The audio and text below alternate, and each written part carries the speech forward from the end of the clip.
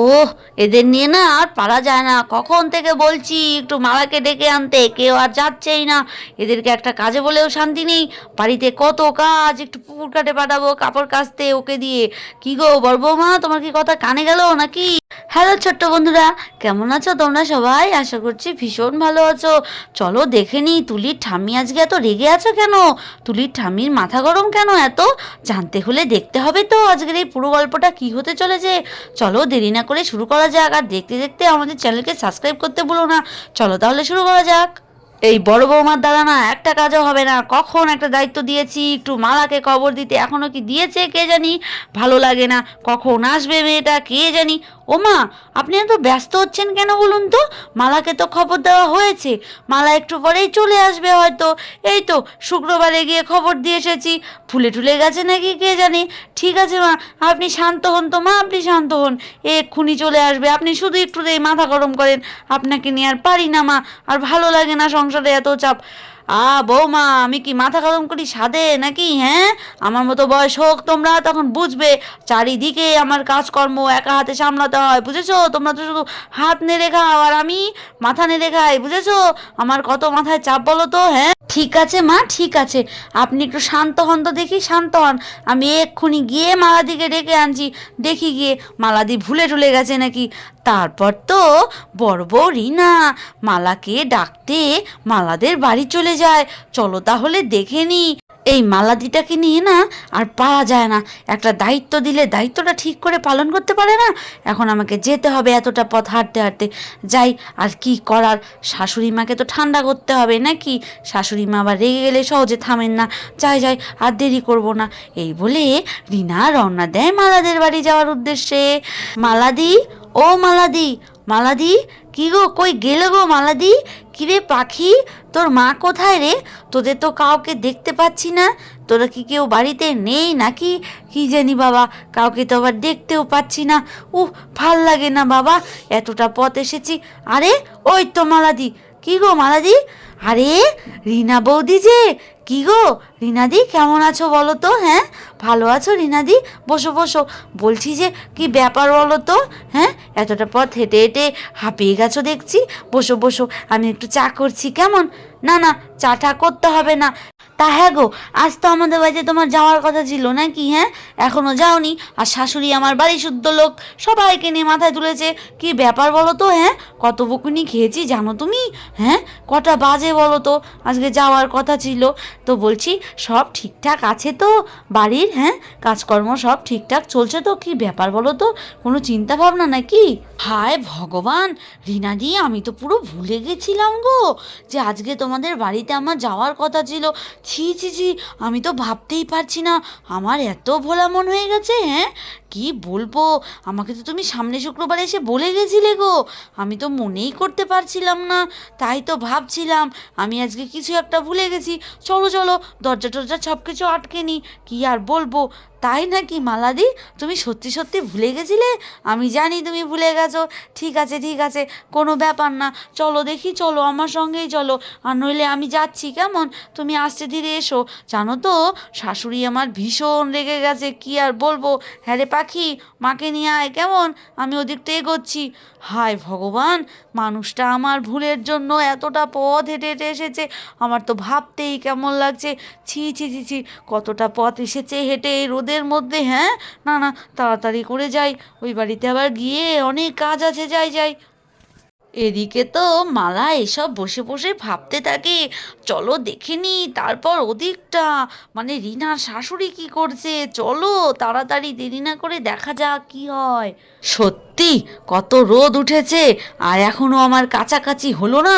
এই মালার কি জ্ঞান, কি আর বলবো। হ্যাঁ কি আর বলবো। হ্যাঁ গো বড় বৌমা, কখন এলে বলো তো? হ্যাঁ তোমাদের দিয়ে একটা কাজ হয় না। তোমাদেরকে দায়িত্ব দিয়ে দেখছি আমি বড় ভুল করেছি, বড় ভুল করেছি। তোমরা এই তিনটে বউ থাকতে আমাকে এত চিন্তা করতে হয়, আমার আর ভালো লাগে না। তোমাদের নিয়ে আমি আর পারি না বাপু। বাপ রে বাপ, আমি যে কি করি আমার আর ভালো লাগছে না, ভালো লাগছে না। শীত পড়ছে, কম্বলগুলো ধুতে হবে, কখন ধোবে কে জানি।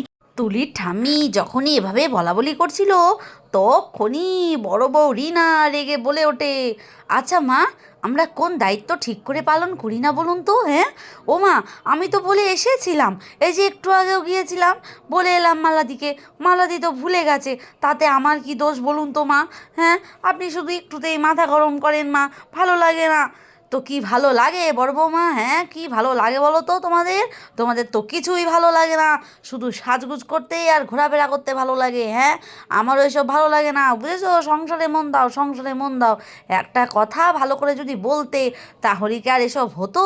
মালা তো ঠিকঠাকই আসতো নাকি? আর পারা যায় না তোমাদের নিয়ে, আর পারা যায় না, বাপ রে বাপ।